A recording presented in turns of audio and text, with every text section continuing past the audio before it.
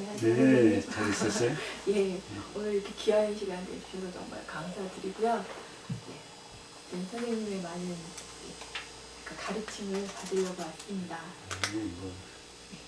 일단은 오늘 이렇게 뵙게 되는 그 주요한 이제 테마가 중국 문학사에 대해서 저희가 한번 이제 그동안에 나왔던 문학사를 한번 쭉 일람을 해보고 어떠한 문학사들이 나왔는가, 그리고 그 경향은 어떠했는가, 그리고 앞으로 이제 문학사에 대해서 어떤 방향으로 나아가야 하는가, 이런 부분들을 좀 고찰해 보려고 시간을 마련했는데, 그 부분에서 이제 문학사 부분에서 이제 가장 이제 영향력을 많이 발휘하셨던 분이 이제 김학수 선생님이시고, 그래서 이런 자리를 마련하게 됐습니다. 아유, 고맙습니다. 아유, 예.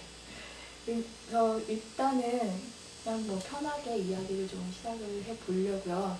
그러니까 솔직히 중국 문학사를 저술한다고 하는 것이 지금 저도 이제 공부하는 입장이긴 한데 엄두가 전혀 안 나는 일이거든요.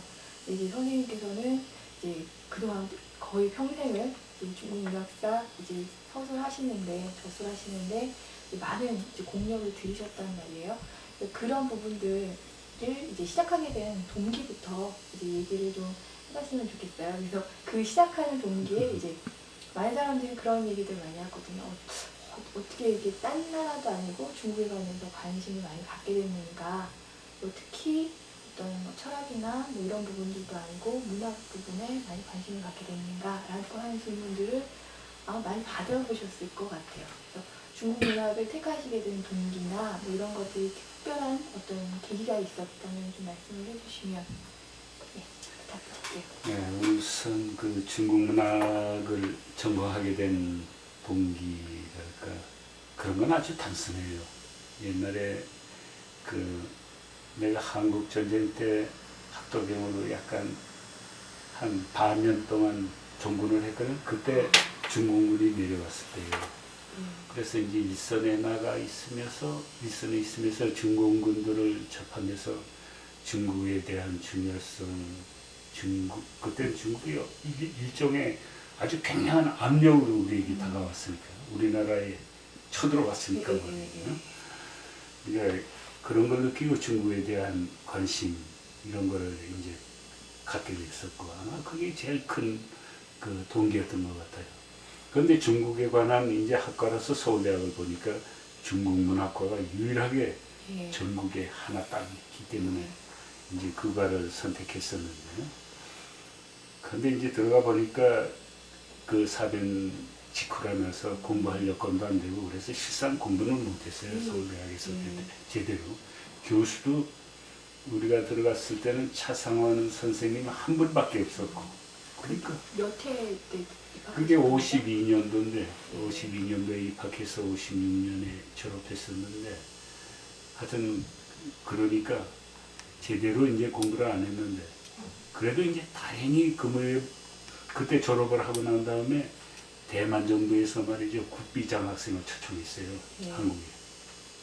그래서 국비 장학생을 뽑는데, 저 문경에서 시험을 봤는데, 시험을 한번 봤더니, 정년상을 봤더니 합격을 해서, 합격도 뭐 굉장히 좋은 성적으로 합격했다고 장관이 일부러 불러서 인터뷰까지 했으니까요.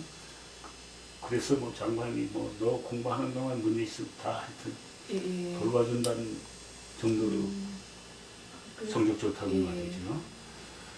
그래서 이제 대만을 가게 됐는데, 대만을 가보니까 그때 국민당 정부는 1949년에 대만으로 오면서 북경대학 교수 중에 말이죠, 중국학에 관한 교수들은 다 되어왔어요. 특히 중국 문학, 자기들 국문학, 역사, 고고 뭐 이런. 그러니까 그때 무렵은 49년 그 직후에는 대만 대학이 그런 중국 학면에 있어서는 갑자기 세계적인 대학으로 보적이었겠어요.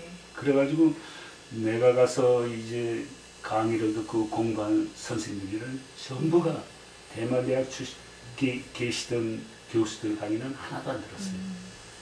6분의 강의를 들었는데 전부가 북경대학 교수였던 분들의 강의를 들으면서 이제 중국학이 뭔가, 중국 문화를 이걸 어떻게 공부하면 되는가. 그분들의 영향을 굉장히 받아서 이제 공부하게 됐고, 그 덕분에 아마 내가 학자가 되고 교수가 됐던 것 같아요. 그런데 이제 중국 문학사를 쓰게 된 것은 그 전부터는 이제 나는 이제 그때는 대만대학은 박사과정이라는 없었어요. 나중에 이제 그 사범대학에 대만은 박사과정이 생기고 석사과정이 그 최고 수준. 석사를 끝내고 이제 돌아온 게 1961년이에요. 그래서 그때부터 이제 강사였지만 서울대학 강의를 맡았는데, 뭐 강사지만 그때는 강사도 딴 분들은 없으니까 전임 강의 이야기를 다 맡았거든. 근데 이제 그때도 이제 강의를 하면서도 제일 그 고민이 학생들에게 추천할 책이 없다는 거예요. 학생들에게 읽으라고 권할 책이 없다는 거예요. 그래서 이제 뭔가 내가 이제 전공 연구하는 것보다도 학생들을 위해서 뭔가 좀 그런 책을 만들어야겠다 해가지고 이제 기초 그 육아 경전이라든가 제자백과 서라든가 이런 데서부터 번역도 시작했고, 그러니까 아마 중국 고전 번역을 나만큼 아마 열심히 한 사람은 없을 거예요. 아니, 그건 학생들 위해서 전공 다 집어치우고 이제 그쪽으로 나갔으니까. 그러고 있었는데 중국 문학사는 감히 생각도 못하고 있었는데, 이제 몇 년 뒤에는 성균관대학에 중국 문학과가 생겨가지고 거기에 정범진 교수가 이제 전임으로 대만 유학을 마치고 왔었는데, 한번 정범진 교수가 나보고 중국 문학사를 공저하자고 말이죠. 자꾸 그래가지고 문학사가 필요한 것도 같고, 난 그래서 비동적으로 별로 내 자신도 없는데 그냥 끌려가서 그 중국 문학사를 처음에 썼어요. 근데 이제 공저를 내고 보니까 좀 마음에도 여러 가지 안 들고 문제도 좀 생기고 그래서 그건 폐간시켰었습니다. 한 몇 년 한다고 있다가. 그런데 이제 뒤에 대신 문학 개론이라든가 문학 소설이라든가 이제 이런 중국 문학 일반에 관한 책을 쓰면서 이제 느끼기를 뭔가 나도 나름대로 중국 문학사를 좀 정리해서 또 써야겠다.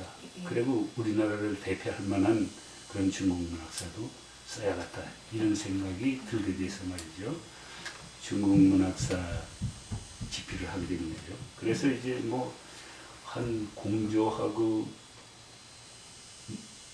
나온 다음 내 혼자 새로 쓴 중국 문학사가 나온 건 아마 10여 년 될 거예요. 그런데 이제 중국 문학사를 쓰고 나서부터는 그냥 어떻게 보면 내 중국 문학에 대한 이해에 그냥 전부가 중국 문학사, 전부를 중국 문학사에 담는다. 이런 생각으로 중국 문학사를 썼고, 그리고 또 이제 계속 수정을 했기 때문에 사실은 뭐 누가 물으면 나를 대표하는 저서가 뭐냐 물으면 뭐 아주 간단히 한마디로 중국 문학사다 이렇게 대답할 만큼 말이죠. 중국 문학사가 됐고, 그래서 지금도 이게 전부 수정해놨어요. 수정해놓은 수정이 나올 거예요.